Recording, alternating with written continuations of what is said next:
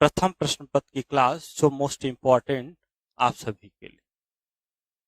पहला प्रश्न दिया गया कि वर्ष 1904 में भारतीय विश्वविद्यालय अधिनियम के अधिनियमन के लिए प्रेरणा स्रोत कर्जन है, जिनका उद्देश्य निम्नलिखित में से किन विश्वविद्यालयों में आमूलचूल परिवर्तन। मोस्ट इंपॉर्टेंट प्रश्न है बच्चों। आप कई बार देखे होंगे, ये प्रश्न कई बार घुमा फिरा करके पूछा गया है। ये मोस्ट इंपॉर्टेंट प्रश्न है, ये कई बार घुमा फिरा के पूछा गया है। ठीक है। अब 1904 में हमने आपको बताया कि जो ये एक नाम था, जिनका नाम था लॉर्ड कर्जन। ठीक है, लॉर्ड कर्जन। लॉर्ड कर्जन जो थे, ये भारत जब आए तो 1899 में और 1906 तक इनका कार्यकाल रहा, यानी कुल मिलाकर के 7 वर्ष का भारत में इनका कार्यकाल रहा। कितने वर्ष तक? 7 वर्ष तक कार्यकाल रहा। ये 7 वर्ष में इन्होंने भारत की शिक्षा व्यवस्था में आमूलचूल परिवर्तन किए। लोग कहते हैं ना कि भारत में विश्व का सबसे प्राचीन विश्वविद्यालय तक्षशिला विश्वविद्यालय था, बहुत सारी बातें, नो डाउट, कोई प्रॉब्लम नहीं है, बात सही है और उनकी बात को माना।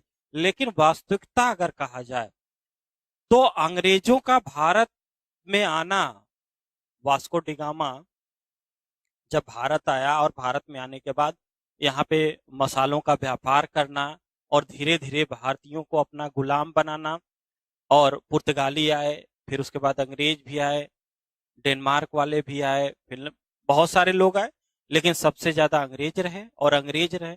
अंग्रेज यहाँ अपनी गुलाम सबको बनाने के लिए और यहाँ पे लगातार स्कूल विश्वविद्यालय खोलते रहे कि इसमें क्या करेंगे हम, कि खोलेंगे तो जो हमारे कंपनियों में क्लर्क तैयार करना है उनको कहाँ पढ़ाई लिखाई प्रशिक्षण देंगे, उसके लिए स्कूल खोले और प्राथमिक स्कूल खोले जिसमें जो लोग हमारे धर्म को एक्सेप्ट करेंगे उनको फ्री में उनके बच्चों को शिक्षा देंगे। अपने बाइबल का प्रचार प्रसार करने के लिए प्रिंटिंग प्रेस खोले, वो सभी हमारे काम आ रहे, कुल मिलाकर कहने का मतलब। तो शिक्षा व्यवस्था में अंग्रेजों का भारतीय शिक्षा व्यवस्था में बहुत योगदान है। अब आप माने या ना माने, लेकिन ये बात सही है कि उन्होंने आमूलचूल बहुत सारे परिवर्तन किए। अब लॉर्ड कर्जन 7 वर्ष रहे और सबसे पहले इन्होंने क्या किया, आते ही भारत में सबसे पहले इन्होंने शिमला सम्मेलन 1901 में इन्होंने शिमला में एक सम्मेलन बुलाया। ठीक है, जिसको शिमला सम्मेलन के नाम से जाना जाता है, शिमला सम्मेलन। तो शिमला जब सम्मेलन हुआ 1901 में, लॉर्ड कर्जन ने भारतीयों की शिक्षा व्यवस्था के लिए किसी को बुलाया ही नहीं, किसी को नहीं बुलाया, एकदम बुलाया ही नहीं किसी को। उसके बाद इन्होंने क्या किया, 1902 में इन्होंने भारतीय विश्वविद्यालय आयोग का इन्होंने भारतीय विश्वविद्यालय आयोग जिसको इन्होंने स्थापित किया और बनाया, और इसके अध्यक्ष कौन थे, इसके अध्यक्ष रैले को बनाया गया, इसलिए रैले आयोग भी कहा जाता है, इसलिए रैले आयोग भी कहा जाता है। और इसके साथ साथ में इन्होंने क्या किया कि इन दोनों के आधार पे इन्होंने 1904 में भारतीय विश्वविद्यालय अधिनियम बना दिए। इसका बनाने का कारण क्या था कि जितने भी महाविद्यालय खुलते जा रहे थे और वो मतलब इतना ढिलाई हो गई थी कि कहीं भी खुल जाए, तो इन्होंने कहा नहीं, ऐसे कठोर नियम बनाए जाएं जिससे गुणवत्ता मेंटेन हो पाए। और इन्होंने कलकत्ता, बॉम्बे, मद्रास, ये तीनों विश्वविद्यालय 1854 जो उठ का घोषणा पत्र था उनके आधार पे 1857 में स्थापित हुआ, और ये लंदन विश्वविद्यालय के स्ट्रक्चर के आधार पे, और इसमें 1887 में उच्च शिक्षा, विज्ञान की उच्च शिक्षा, इन तीनों विश्वविद्यालय में विज्ञान की उच्च शिक्षा 1887 में प्रारंभ की गई। ये भी क्वेश्चन पूछा था। 1887 में इलाहाबाद विश्वविद्यालय स्टेट यूनिवर्सिटी के रूप में, और 1882 में एक पंजाब विश्वविद्यालय, 1887 में, 2005 में ये सेंट्रल यूनिवर्सिटी बन गई। तो ये सारे यहाँ पे जो क्वेश्चन पूछा गया है उसके अकॉर्डिंग आंसर क्या होगा, तो उसके अकॉर्डिंग सभी के सभी बातें क्या है, सही है। प्रश्न नंबर 1 क्लियर है। किसी बच्चे को दिक्कत, समस्या, परेशानी, किसी प्रकार का कोई शक हो तो जरूर बताएंगे। ठीक है, कमेंट बॉक्स में बता दीजिएगा। आगे बढ़ते हैं, चलते हैं प्रश्न नंबर 2 पे। प्रश्न नंबर 2 क्या कह रहा है, जितने प्रश्न आज हैं वो छपने वाले प्रश्न हैं, आपके एग्जाम में आने वाले प्रश्न हैं। क्लास अच्छी लगे तो शेयर लाइक जरूर करिएगा। अगला प्रश्न आपसे पूछा गया है, जस्ट इसी से संबंधित पूछा गया है, ठीक है, इसी से, यानी कि 1904 में भारतीय विश्वविद्यालय के अधिनियमन द्वारा लॉर्ड कर्जन कुछ तत्कालीन विश्वविद्यालयों में निम्नलिखित परिवर्तन लाना चाहते थे। क्या परिवर्तन लाना चाहते थे? सीनेट क्या होता है? किसी विश्वविद्यालय की उच्च स्तरीय कमेटी होती है जो निर्णय लेने, और सिंडिकेट उसकी निम्न स्तरीय कमेटी, ठीक है। अब यहाँ पे जो पूछा गया है उस प्रश्न में कि कौन सा ऑप्शन सही होगा, चलिए बताइए। प्रश्न नंबर दो में जो पूछा गया है कि ये कह रहे थे कि विश्वविद्यालय के कार्यों का क्षेत्र में विस्तार करना है और परिवर्तन करना है। विस्तार करना है और क्या करना है? परिवर्तन करना है। विश्वविद्यालय के सीनेट अधिसभा के आकार में हमें घटोत्तरी करना है, यानी कि उसमें घटाना है। घटाने के साथ सीनेट में चुनाव के सिद्धांत का प्रवर्तन करना है कि सीनेट में जो चुनाव हो उसमें कुछ परिवर्तन करने हैं। और यहां लिखा है कि सीनेट अधिसभा के आकार में घटोत्तरी, तो विश्वविद्यालय के सीनेट के आकार में वृद्धि तो नहीं हो सकती, एक ही बात हो सकती है, चाहे वृद्धि करिए चाहे घटोत्तरी करिए। विश्वविद्यालय से कॉलेजों की संबद्धता में कठोर नियम बनाया जाए, यानी कि 1901 में जब शिमला सम्मेलन हुआ फिर अधिनियम बना दिया गया कि जब विश्वविद्यालय से कोई कॉलेज अगर स्थापित किया जाए तो कठोर नियमों का पालन किया जाए। ऐसा नहीं है कि ऐसे ही मान्यता दी जाए, यानी ऑप्शन कौन सा हो जाएगा? बी। ठीक है, क्लियर है सभी को? कोई भी दिक्कत होगी तो बताइएगा। क्वेश्चन जितने भी करा रहे हैं मोस्ट इंपॉर्टेंट है, और ये सब छपने वाले प्रश्न हैं, आप देख लीजिएगा। प्रीवियस एग्जाम में भी ये सब कई बार रिपीट हुए हैं।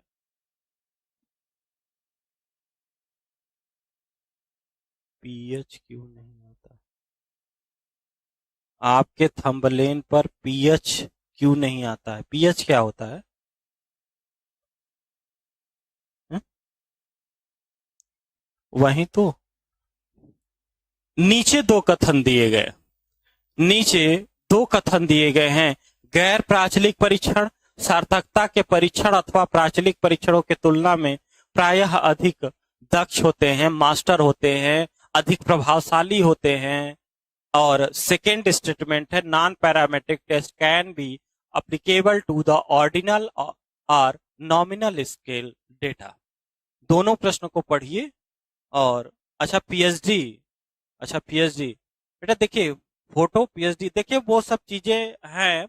अब क्या कहा जाए, ठीक है, कोई दिक्कत, कोई जरूरी थोड़ी है। सर क्वेश्चन रिपीट होता है? हाँ, रिपीट बहुत बार हुआ है। देखिए पीएचडी तो कर रहे हैं, सब लोग जानते ही हैं, कोई जरूरी नहीं है पीएचडी लिखना। देखिए हम यहाँ पे पढ़ा पा रहे हैं, आपको नहीं पढ़ा पा रहे हैं, मेरी बात आपको समझ में आ रही है कि नहीं, ये बहुत इंपॉर्टेंट बात है कि नहीं? आइए प्रश्न नंबर 3 पे। अब देखिए प्रश्न नंबर 3 को एकदम इतनी सरल तरीके से हम लोग पढ़ेंगे कि काम बन जाएगा। देखिए यहाँ क्वेश्चन दिया गया है, गैर प्राचलिक परीक्षण सार्थकता के परीक्षण अथवा प्राचलिक परीक्षणों की तुलना में प्राय अधिक दक्ष होते हैं।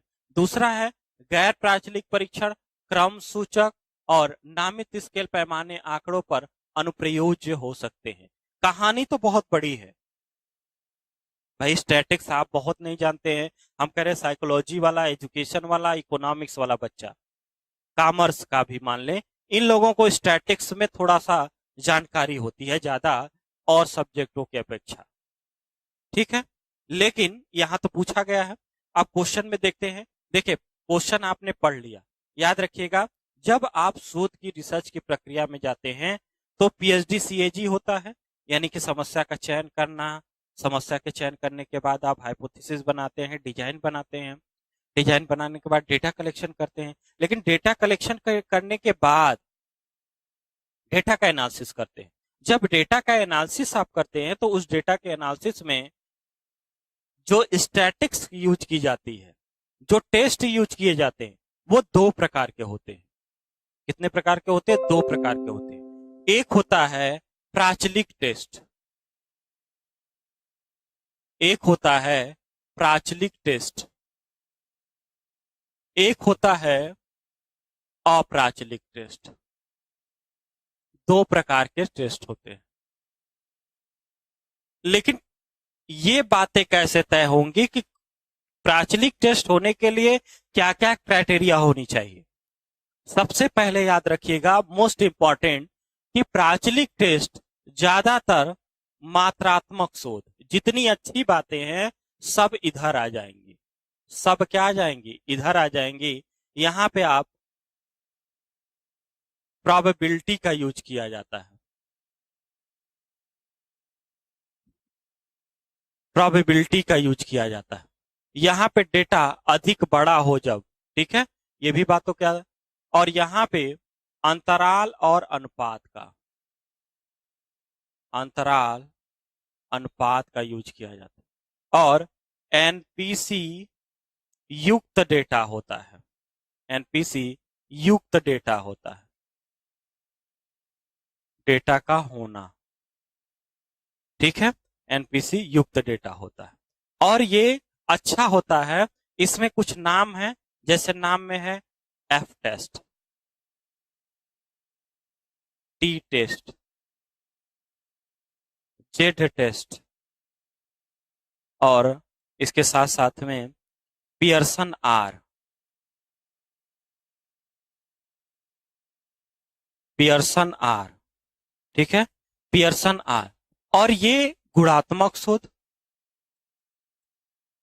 गुणात्मक शोध, और गुणात्मक शोध है तो डेटा जो है चित्रों के माध्यम से होगा, शब्दों के माध्यम से होगा, ये आप जानकारी रखते हैं।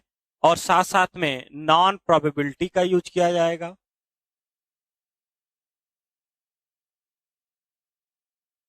नॉन प्रोबेबिलिटी का यूज किया जाएगा। साथ में नामित और क्रमित का यूज किया जाएगा, नामित और क्रमित का यूज किया जाएगा। एनपीसी मुक्त डेटा होगा, मुक्त डेटा का होना, डेटा का होना। और यहां पे जैसे यू टेस्ट हो गया, काई स्क्वायर हो गया, काई स्क्वायर टेस्ट हो गया, काई स्क्वायर के साथ साथ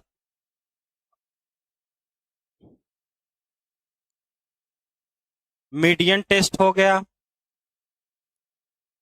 मीडियन टेस्ट हो गया, रैंक टेस्ट हो गया, रैंक टेस्ट हो गया। रैंक टेस्ट के साथ साथ स्पीयरमैन का हो गया, स्पीयरमैन का रैंक डिफरेंट मेथड, ठीक है, यानी यू हो गया, काई स्क्वायर होगा, बहुत सारे टेस्ट हो गए।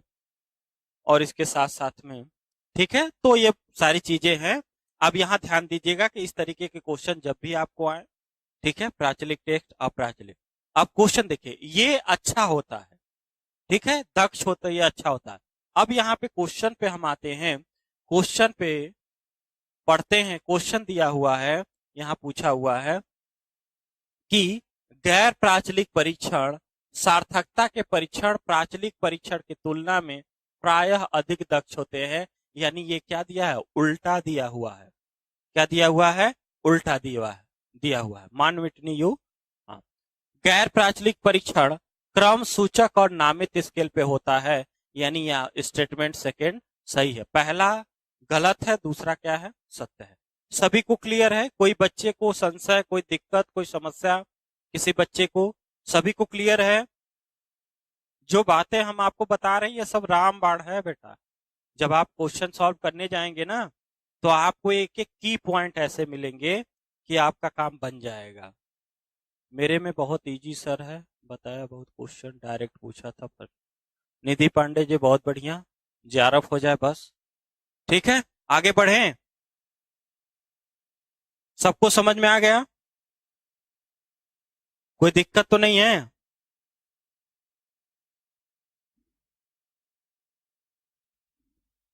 ठीक है, आइए अगला प्रश्न कह रहा है कि उन नियमों के बारे में बताइए, उन नियमों के बारे में बताइए जिनका किसी प्रश्नावली हेतु प्रश्नों बनाते समय आप पालन करेंगे। प्रश्नावली क्या है? एक डेटा कलेक्शन, ठीक है, एक डेटा कलेक्शन के लिए प्रश्नावली का यूज होता है और ये टूल्स के रूप में काम करती है और सबसे बड़ी विशेषता कि बड़े लेवल पे की जाती है। जैसे एग्जांपल में एनएपी 2020 का जब ड्राफ्ट तैयार किया गया तो उसके लिए क्या किया गया, तो उसको ड्राफ्ट को ये देखने के लिए पूछा गया पूरे भारत में कि क्या इसमें आमूलचूल परिवर्तन किए जाए, बदलाव किए जाए, आप अपने सुझाव दीजिए, ठीक है, अपने सुझाव दीजिए। तो उसके लिए अब यहाँ पे ध्यान दीजिए, क्वेश्चन जो दिया हुआ है कि प्रश्नावली में बनाते समय आप किसका ध्यान रखेंगे। प्रश्नों में दो अर्थी पदों से आप बचेंगे, दो अर्थी पद को आपको नहीं लिखना है। दो अर्थ प्रश्नावली में, प्रश्न जैसे आप एनएपी 2020 पे रिसर्च कर रहे हैं, कोई टॉपिक आपका एनएपी 2020 से जोड़ करके भारतीय ज्ञान परंपरा से या कोई भी ऐसा टॉपिक आपने लिया, लेकिन अभी उस पर रिसर्च नहीं हुए तो टूल भी नहीं बने हैं, तो टूल आप खुद बनाएंगे। तो क्वेश्चन को आप क्या करेंगे, फ्रेम करेंगे, फ्रेम करेंगे क्वेश्चन। तो ऐसे क्वेश्चन को नहीं रखेंगे जिसमें दो अर्थ आए, सांधव और मतलब बहुत सारे ऐसे शब्द हैं जिनका दो अर्थ ना हो। दूसरी बात और क्या हो सकता है, दूसरी बात यह है कि जहां पे लंबे प्रश्नों से बचिए, क्योंकि जब जिसको आप क्वेश्चनर भेजेंगे ना वो उसका आंसर नहीं, कुछ मुख्य प्रश्नों को पूछना। डबल बैरल वाले प्रश्न से भी आपको बचने हैं, अवॉइड डबल बैरल जो प्रश्न होते हैं उनसे भी आपको क्या बचना है, कुछ विशिष्ट प्रश्नों से बचना, ठीक है। यानी ऑप्शन आप कौन सा करेंगे, ठीक है, ऑप्शन में और भी होना चाहिए मतलब।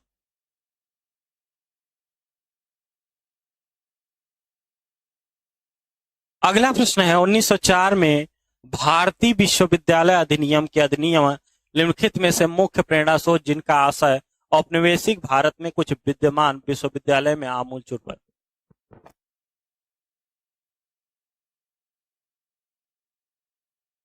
क्लास को शेयर लाइक भी कर दीजिए। देखिए ये लगातार प्रश्न पूछा गया, लगातार, और लगातार प्रश्न पूछा गया, यानी सी ऑप्शन क्या होगा, सही। आप खुद ही आज देख लेंगे कि लॉर्ड कर्जन आपके लिए कितना इंपॉर्टेंट है। भारत में 1902 में निम्नलिखित में से इंजीनियरिंग कॉलेज, बहुत सारे प्रश्न पूछे गए, कौन कौन से इंजीनियरिंग कॉलेज थे,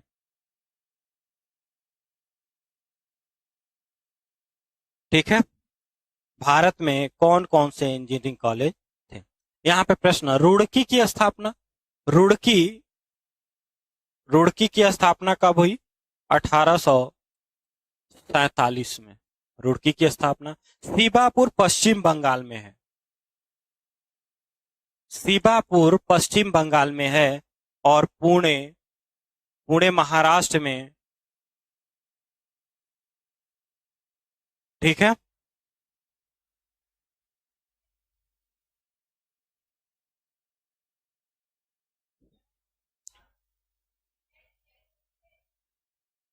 चलिए, तो क्या आंसर होगा भाई इसका, यानी कि सभी के सभी आंसर क्या है, ABCD सही। अगला प्रश्न, जिसमें निम्नलिखित में से किसने इंपीरियल लाइब्रेरी की स्थापना की जिसको वह एक भावी बार्डलियन लाइब्रेरी या पूर्व के एक ब्रिटिश संग्रहालय के रूप में देखना चाहते थे। Lord Curzon, Lord Canning, Charles Wood. Charles Wood को पहचान रहे होंगे जो 1854 में आपके वुड का घोषणा पत्र, वुड का घोषणा पत्र के क्या थे, अध्यक्ष थे। वुड का घोषणा पत्र जिसको मैग्ना कार्ट भी कहा जाता है, महाधिकार पत्र भी कहा जाता है,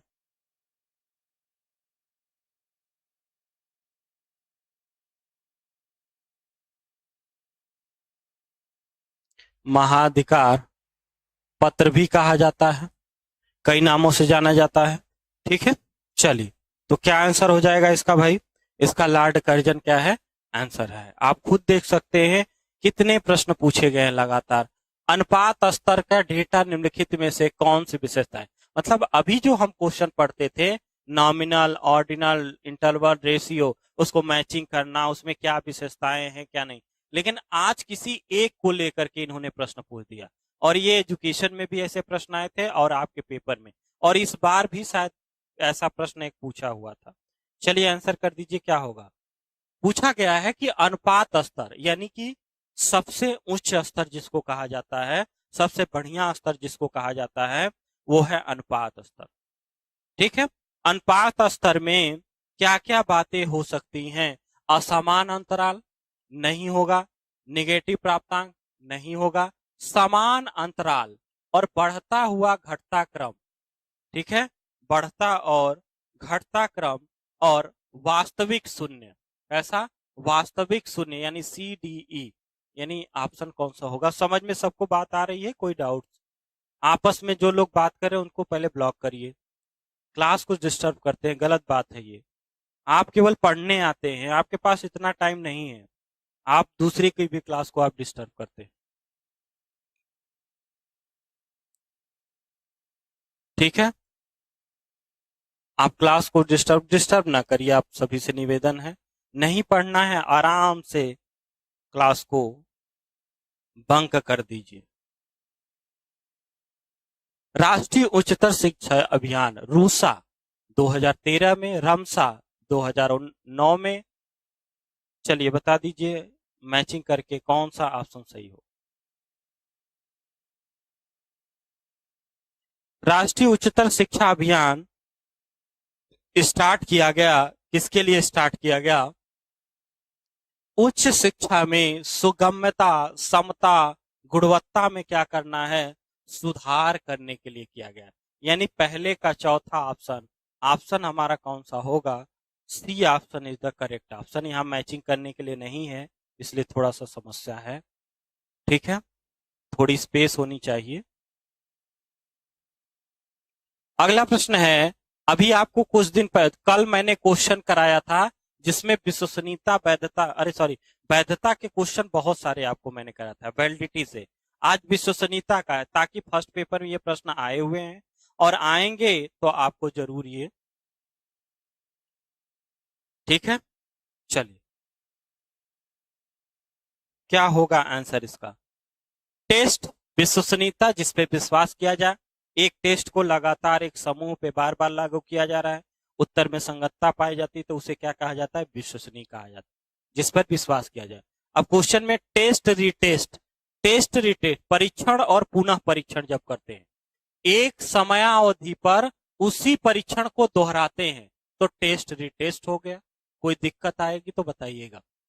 अंतः मूल्यांकनकर्ता, जहां पर क्या होता है? भिन्न लोगों द्वारा उसी परीक्षण को किया जाता है।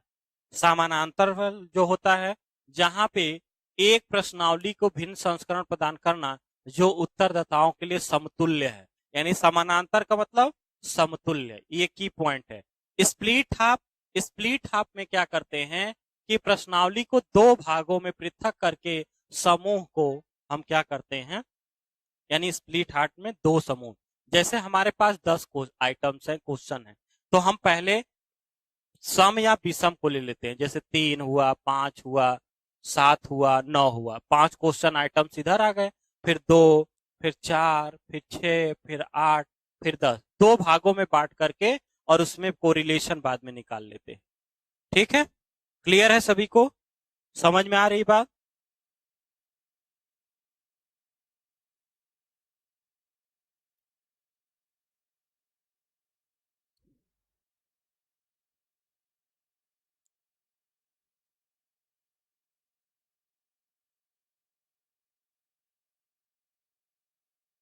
उम्मीद है सबको समझ में आ रही होगी बात, कोई दिक्कत नहीं है, और समझ में आ रही है तो अच्छी भी बात है।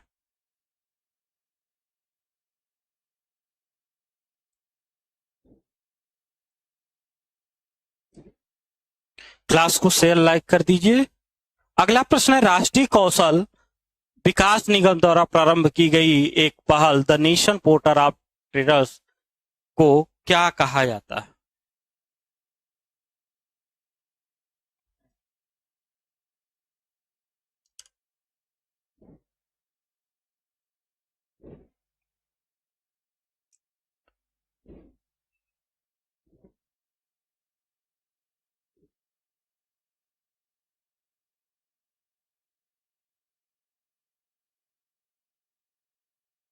चल, पहला दिया है नालंदा विश्वविद्यालय, सबसे पहले बिहार राज्य में, बिहार राज्य में है। कहाँ है? बिहार राज्य में है। और नालंदा विश्वविद्यालय जो है ये बौद्ध शिक्षा प्रणाली का केंद्र रहा।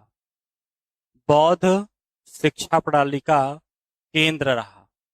ठीक है, बिहार राज्य में नालंदा विश्वविद्यालय बौद्ध शिक्षा प्रणाली का केंद्र रहा। साथ साथ में इसको 2016 में यूनेस्को ने विश्व धरोहर स्थल में नालंदा को सम्मिलित कर दिया। ठीक है, तक्षशिला विश्वविद्यालय वर्तमान में नल्ला पाकिस्तान में है। ठीक है, और ये पहले भारत में था, जब बंटवारा हुआ तो विश्व का सबसे प्राचीन विश्वविद्यालय, विश्व का सबसे प्राचीन विश्वविद्यालय, प्राचीन विश्वविद्यालय है। यूनेस्को ने 1980 में सम्मिलित किया। प्रवेश का टाइम इसमें जो था, प्रवेश का समय 16 वर्ष था। प्रवेश का समय 16 वर्ष था। विश्व का सबसे प्राचीन विश्वविद्यालय। और यहाँ पे जो नाम आता है वो पाणिनि का, किसका नाम आता है? पाणिनि का नाम आता है। व्याकरण के लिए कौटिल्य का नाम आता है। कौटिल्य अर्थशास्त्र जिन्होंने, जीवक का नाम आता है। ठीक है, जीवक का नाम आता है, चंद्रगुप्त का नाम आता है, बहुत सारे नाम आते हैं यहाँ। ठीक है, अगला जो है विक्रमशिला विश्वविद्यालय, कहाँ है? बिहार राज्य में। बिहार राज्य में है, गंगा नदी के तट पे, गंगा नदी के तट पर है।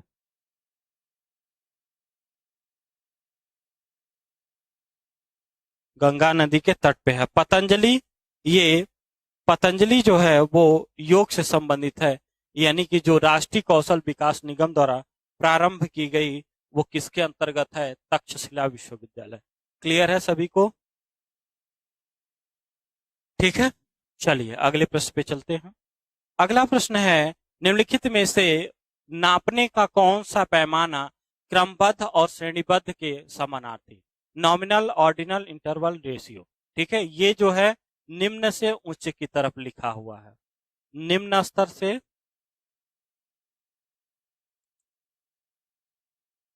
निम्न स्तर से उच्च स्तर की तरफ।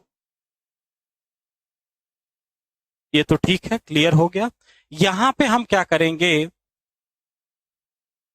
केवल वर्गीकरण किया जाता है।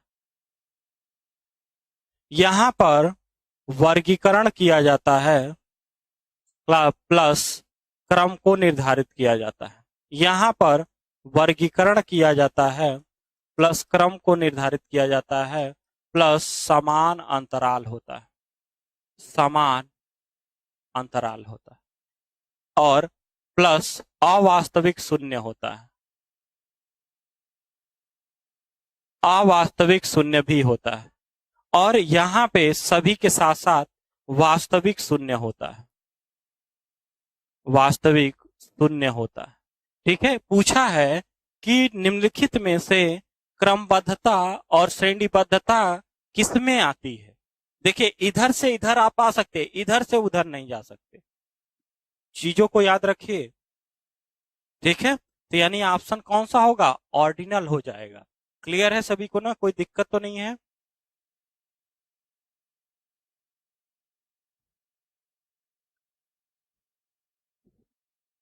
अगला प्रश्न जिसमें पेरिस समझौता, क्योटो प्रोटोकॉल और ये आपसे पूछा गया।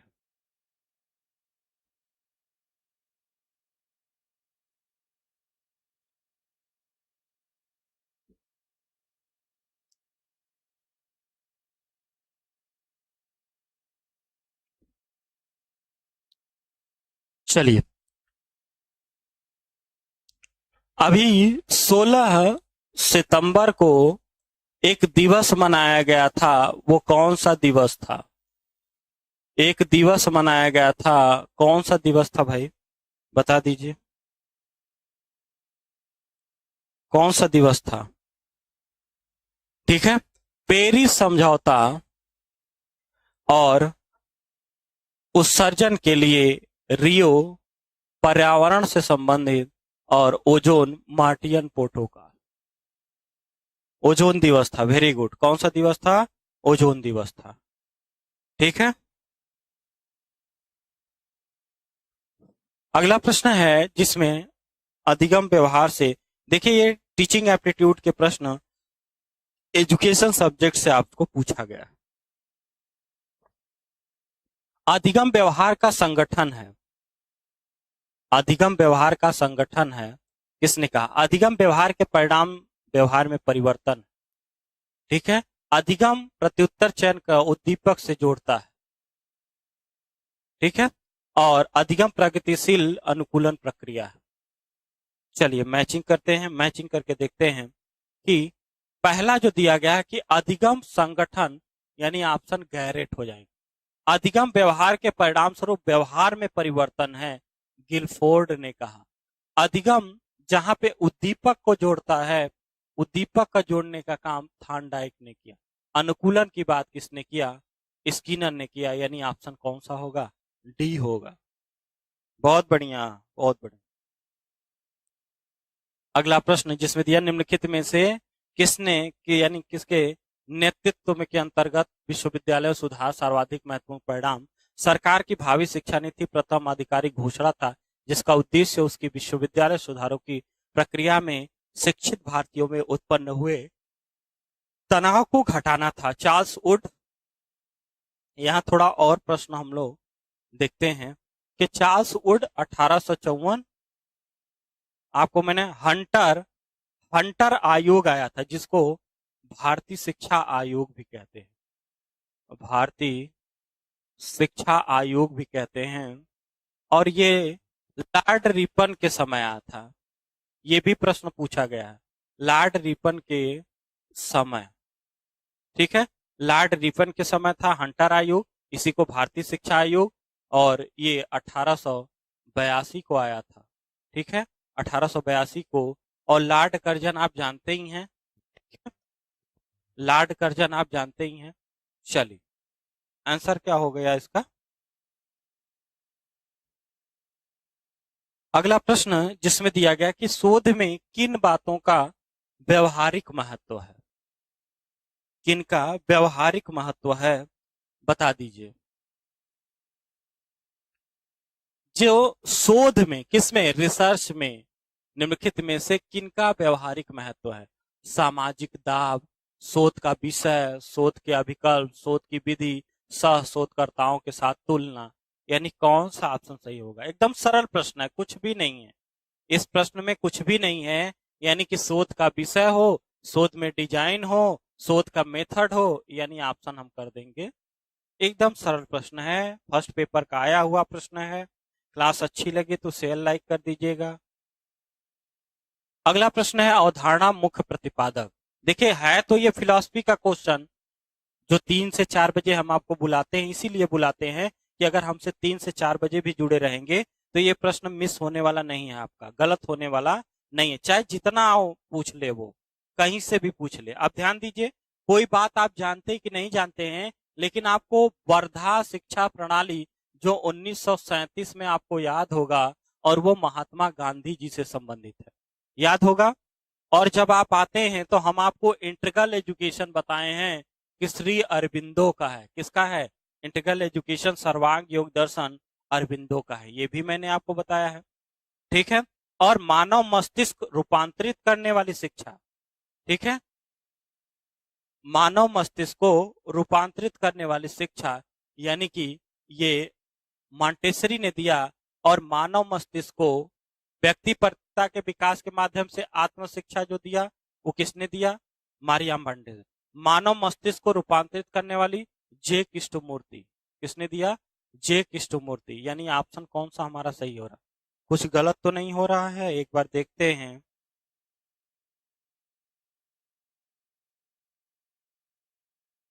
कुछ तो मिस्टेक लग रहा है, ठीक है, पहला हो गया, हाँ ठीक है, क्लियर है। हाँ सी ऑप्शन क्या है इसका? चल अगला प्रश्न है, समिति एक लाइट वहां पे जलती है, ये डायरेक्ट जैसे हमको वहां पे दिखाई नहीं देता, वो डायरेक्ट ऐसे चमकती है ना, यहाँ भी चमक रहा है और ये भी चमकती है, तो डायरेक्ट वो दिखाई नहीं देता है। ये वाली लाइट जो बड़ी वाली लगी है,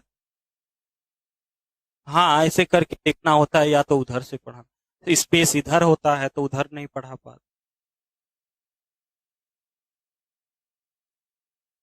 आंख गड़ा करके देखना पड़ता है।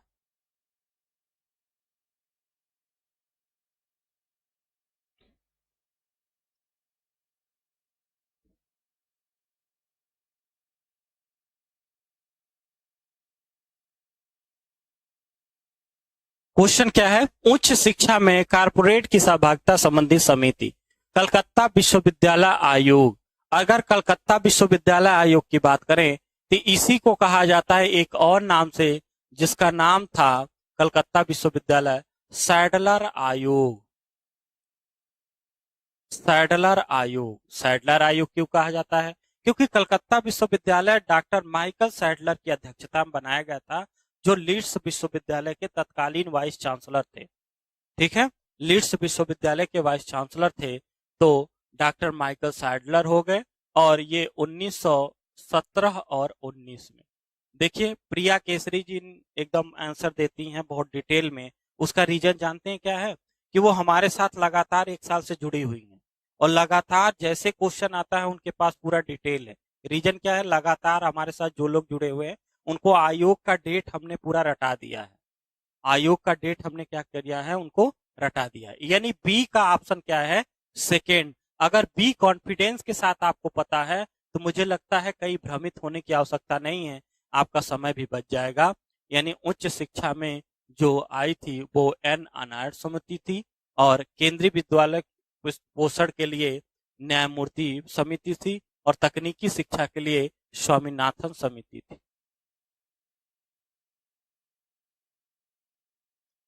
एक मिनट, पहले का तीसरा हो गया, दूसरा, अच्छा सी का डी है, सी का डी है, और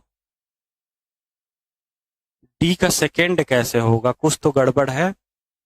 यानी यहां होना चाहिए एक, यहाँ क्या होगा? एक होगा, ये गलत किए। ठीक है, यानी ऑप्शन कौन सा हो जाएगा? अगले प्रश्न पे चलते हैं। ऑप्शन गलत है, कोई बात नहीं। अगला प्रश्न है, देखिए अंग्रेजी में हो तो और बेहतर, लेकिन अंग्रेजी में है ही नहीं।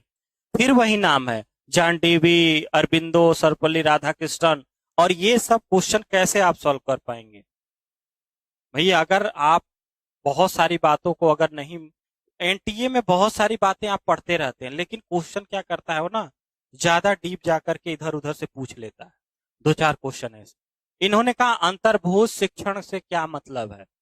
यही अरबिंदो का है। किसका है? अरबिंदो का, जिसको अंतर्भूत शिक्षण के नाम से जाना जाता है।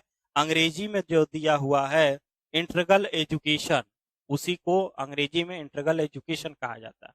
दूसरा, भारतीय दर्शन की आध्यात्मिक पहलू पे कौन बात करता है?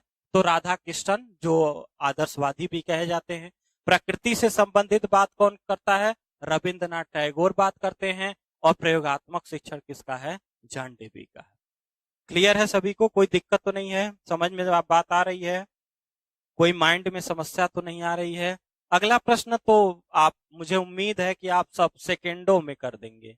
मिनटों का काम सेकेंड में आप करके बता देंगे, सर हम लोग को पता है।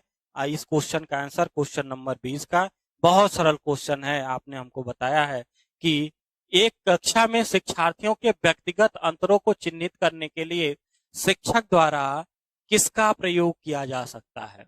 आप प्रश्न को थोड़ा सा आराम से पढ़ेंगे, और संकलनात्मक मूल्यांकन वर्ष के अंत में, सेमेस्टर के अंत में ग्रेड दे दिया जाए, अंक दे दिया जाए, क्रेडिट दे दिया जाए, श्रेणी दे दिया जाए, तो समेटिव होता है।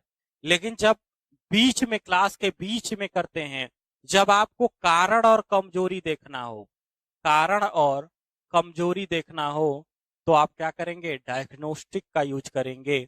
और समकक्षी आकलन कहाँ करते हैं? जहां पे एक लास्ट का, यानी ऑप्शन कौन सा होगा आपका? बी होगा। अगला प्रश्न है, जिसमें उत्सर्जन व्यापार से संबंधित है, रियो शिखर सम्मेलन है। ठीक है, तो बताइए क्या आंसर होगा?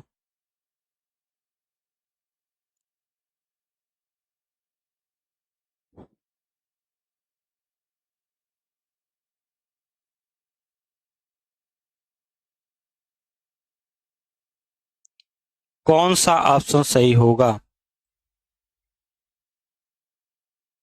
उत्सर्जन व्यापार, ठीक है। उत्सर्जन व्यापार जो संबंधित वो किससे है? क्योटो प्रोटोकॉल, ठीक है, क्योटो प्रोटोकॉल से संबंधित है। दूसरा दिया गया सतत प्रबंधन, रियो 1992 में स्वच्छ वहन योजना, अंतर्राष्ट्रीय सौर संगठन और पेरिस समझौता 2015 में पेरिस समझौता हुआ था। और पेरिस समझौता कोप क्या है? कोप 21, कौन सा? कोप 21 था ये भी, ठीक है। 21वां यूएनएफसीसी का 21वां फ्रांस में पेरिस में हो रहा था 30 नवंबर से 12 दिसंबर 2015 तक, ठीक है। अगला प्रश्न है, निम्नलिखित में से 7 मार्च 1835 भारत गवर्नर जनरल द्वारा जारी किए गए आवश्यक आदेश के माध्यम से आधिकारिक रूप से भारत में अंग्रेजी शिक्षा प्रणाली लागू करने का पूर्ण श्रेय किसको दिया जाता है? पूर्ण श्रेय किसको दिया जाता है? प्रश्न नंबर 22 का आंसर क्या होगा? मैकाले को, थॉमस व्हिटिकर मैकाले को, यानी बी ऑप्शन क्या है इसका? अगला प्रश्न है, जुआंग झांग और आई यूंग क्यूंग निम्नलिखित में से किस विश्वविद्यालय में आए थे?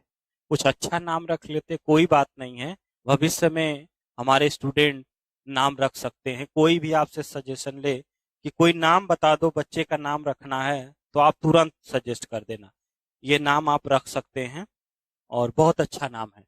नालंदा विश्वविद्यालय, बौद्ध शिक्षा प्रणाली से केंद्र, बिहार में, ये नल्ला पाकिस्तान में। बनारस हिंदू यूनिवर्सिटी 1916 में स्थापना हुई बनारस में। विक्रमशिला विश्वविद्यालय बिहार में, गंगा नदी के तट पे, यानी कि ऑप्शन कौन सा होगा? यानी ये नालंदा विश्वविद्यालय, और नालंदा विश्वविद्यालय में ये, ठीक है। कुतुबुद्दीन ऐबक का सेनापति बख्तियार खिलजी ने नालंदा विश्वविद्यालय में जो लाइब्रेरी थी उनको जला दिए थे, क्योंकि उसमें सब चीजें तो थी लेकिन कुरान नहीं था। कुरान जब नहीं था तो उन्होंने उसको क्या किया? हटाओ यहां से, जो कुरान ही जब नहीं है।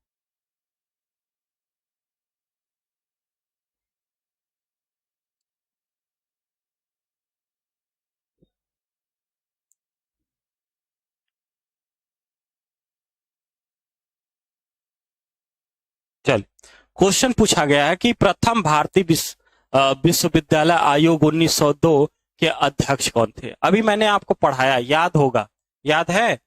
रैले थे, आपको मैंने पहले ही पढ़ाया। कौन थे? रैले थे, थॉमस रैले। वेरी गुड, बहुत बढ़िया। लेकिन किसके समय थे? याद रखिएगा, ये जब बनाया गया तो कौन? तो याद रखिएगा, लॉर्ड कर्जन। इनको भूलना नहीं है, इनको भूलना नहीं है, लॉर्ड कर्जन को, ठीक है। अगला है, 1902 में हैमिल्टन को तार भेजकर किसने 6 स्थायी सदस्यों वाला भारतीय विश्वविद्यालय आयोग नियुक्त करने का प्रस्ताव रखा? तार भेज करके, तार भेजने का मतलब क्या है? पहले हुआ करते थे जैसे डाक वगैरह से अंतर्देशीय लिफाफा रहता था, उससे चिट्ठी लिख करके भेजते थे। बीमारी आज है, 2 महीने बाद चिट्ठी पहुंचती थी और 2 महीने बाद उधर से रिप्लाई आता था। तब तक कितने बार बुखार आकर के चला गया। बहुत सारे तार भेजा जाता था पहले। आज तो मोबाइल में इतने डेटा हैं, इतने फ्री में दे दिया है कंपनी ने कि लोग सोच रहे हैं डेटा फ्री में है तो कहीं फोन लगा लो। अपने आप को बिजी रख रहे हैं केवल फोन पे, फोन लगा करके सभी रिश्तेदारी से लेकर के यहाँ वहां की पूरी जानकारी और पूरे हालचाल। झूठ है, कोई काम नहीं है, फोन लगा दिए अपना, फालतू समय अपना, रोड पे जा रहे हैं फोन लगाए हुए हैं, दूध लेने कहीं भी कोई भी काम हो, फर्जी का इतना फर्जी टाइम, इतनी चीजें और लगाए हुए हैं एकदम। तो वुड है, एबर्ट Wood, Lord Curzon, Lord Macaulay. तो यहाँ पे पूछा गया कि 1902 की बात की जा रही, 1902 में लॉर्ड कर्जन ही थे, इसमें कोई दिक्कत नहीं। 20वीं शताब्दी के आरंभ में भारतीय विश्वविद्यालय अधिनियम के अधिनियमन के पीछे निम्नलिखित में से किसका हाथ था?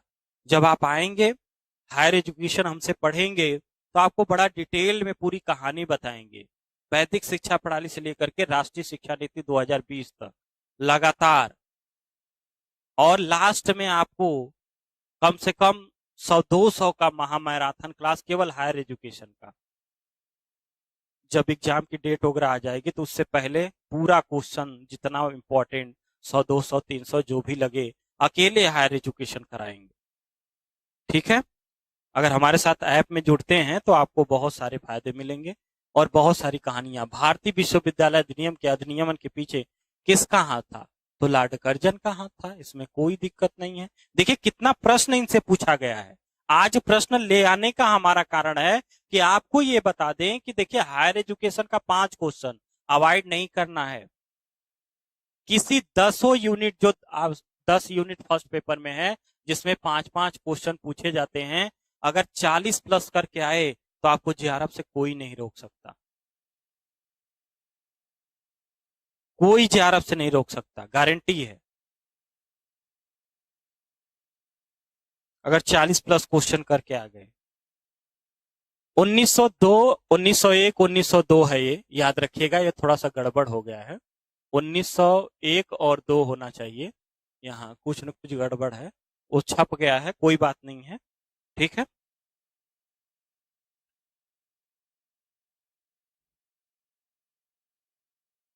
क्वेश्चन क्या पूछा है? 1901 होना चाहिए 2 बार। शिमला सम्मेलन में प्रथम इसमें क्या क्या बातें कही गई थी? एक कमेंट ऊपर भैया चला गया है, थोड़ा दिखा दीजिए, थोड़ा सा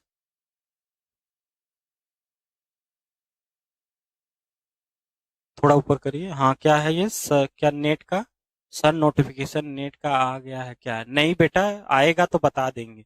पहले आप अपनी तैयारी पूरी रखिए, वो अपने समय पे आएगा। ठीक है, उसकी चिंता बिल्कुल छोड़ दीजिए, आप अब एकदम चिंता मत करिए, हम आपको बता देंगे। ठीक है, आइए, प्रश्न पूछा गया है कि क्या भारतीय विश्वविद्यालय के उप कुलपतियों के में भारतीय नियुक्त हो?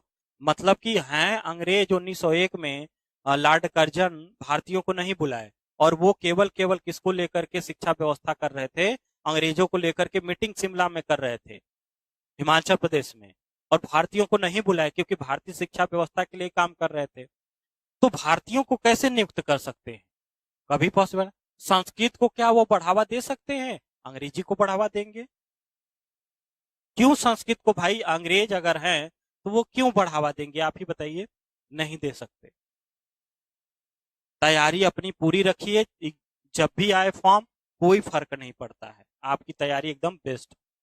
लॉर्ड कर्जन के शासन में आरंभिक वर्षों में कौन सा विश्वविद्यालय सबसे बड़ा था? कलकत्ता, मद्रास, बंबई, पंजाब? Question number 28। हम आपको ये बताना चाहते हैं कि लॉर्ड कर्जन से लेकर के जितनी भी हायर एजुकेशन में व्यवस्थाएं हैं, कलकत्ता विश्वविद्यालय की स्थापना सबसे पहले हुई थी और कलकत्ता विश्वविद्यालय सबसे बड़ा था। 20वीं शताब्दी के प्रारंभ में 1902 में इंजीनियरिंग कॉलेज थे। क्या थे? Engineering college. ऐसे भी क्वेश्चन लगातार आपसे पूछे जाते हैं। ठीक है, आप अगर ध्यान देंगे तो क्वेश्चन का आंसर आ जाएगा। क्वेश्चन का आंसर आपको बहुत जल्दी आएगा। कैसे? कि भाई कानपुर जो था वो तो बहुत लास्ट में, यानी रुड़की, मद्रास, सीबापुर, पूना, ये आपको हम पहले ही बता चुके हैं, तो ए बी डी ऑप्शन हो जाएगा, कोई शक तो नहीं है। भाई पहले ही हम बता चुके हैं कि 1902 तक ये क्वेश्चन पहले दूसरे नंबर पे हमने कराया था। रुड़की का, मद्रास का, सीबापुर का, पूना का, ये तो आपको दिखा दे अगर आपको डाउट्स हो रहा है, अगर आप ध्यान दे रहे हैं तो। ठीक है, और आज का लास्ट प्रश्न हमारे तरफ से लास्ट प्रश्न, और पहला प्रश्न यही था, पहला या दूसरा प्रश्न था। याद करिए कितने प्रश्न लॉर्ड कर्जन से पूछे गए हैं, यानी कि लॉर्ड कर्जन बड़ा इंपॉर्टेंट है और इस पे थोड़ा अच्छे से काम करना पड़ेगा अगर जेआरएफ होना है। और वही कहानी याद रखिएगा, कोई काम नहीं देने वाला है, सुबह शाम दवा की तरह, टॉबलेट की तरह, कैप्सूल की तरह सुबह शाम क्वेश्चन घर पे सॉल्व करिए। और जो डाउट्स होता है हम हैं ही, कोई दिक्कत नहीं है। Teaching aptitude, research aptitude, communication, higher education, इतनी समस्याओं का समाधान हम तो कर लेंगे, कोई दिक्कत नहीं है। लेकिन और में थोड़ा सा हमें पढ़ना पड़ेगा, तब उन समस्याओं का समाधान हम कर सकते हैं। देखिए, भारतीय विश्वविद्यालय 1904 में विश्वविद्यालय में किए गए परिवर्तन के आलोक में कौन सा सही नहीं है? देखिए, आप ध्यान दीजिए, कौन सा सही नहीं है। अर्थ का अनर्थ हो जाता है केवल क्वेश्चन की वजह से। ठीक है, कौन सा नहीं है, यानी कौन कौन सा नहीं है? विस्तार करने की बात की गई थी, सीनेट में नए सिद्धांतों का प्रयोग किया जाए, और आसान शर्तों की जगह कठोर था। आप याद करिए, मैंने आपको कठोर बताया था, ये नहीं होगा। दूसरी चीज क्या है? परिभाषा भी करना। यहाँ वृद्धि करने की जगह क्या था? घटोत्तरी करना। अगर नहीं समझ में आ रहा है, यानी ऑप्शन कौन सा है? डी है। नहीं समझ में आ रहा तो मैं आपको दिखा देता हूं ना। क्वेश्चन मेरे पास है, अगर आप एक क्वेश्चन आप सॉल्व करते हैं तो दूसरा क्वेश्चन वैसे ही आता है। देखिए, यहाँ क्वेश्चन दिया हुआ है, कहाँ चला गया भैया? धोखा मिलेगा क्या? यहाँ देखिए, लॉर्ड कर्जन कुछ परिवर्तन विस्तार, यहाँ देखिए घटोत्तरी दिया गया है, आप कह रहे हैं वृद्धि करना। ठीक है, अब यहाँ कठोर नियम बनाना, आप कह रहे हैं कि आसान। एक क्वेश्चन दूसरे क्वेश्चन को सॉल्व करने के लिए बेस बनता है, और प्रीवियस क्वेश्चन पेपर जितने सॉल्व कर लिया, जितना समय आपने दे दिया, बहुत आगे चल करके आपको काम देगा वो। तो हम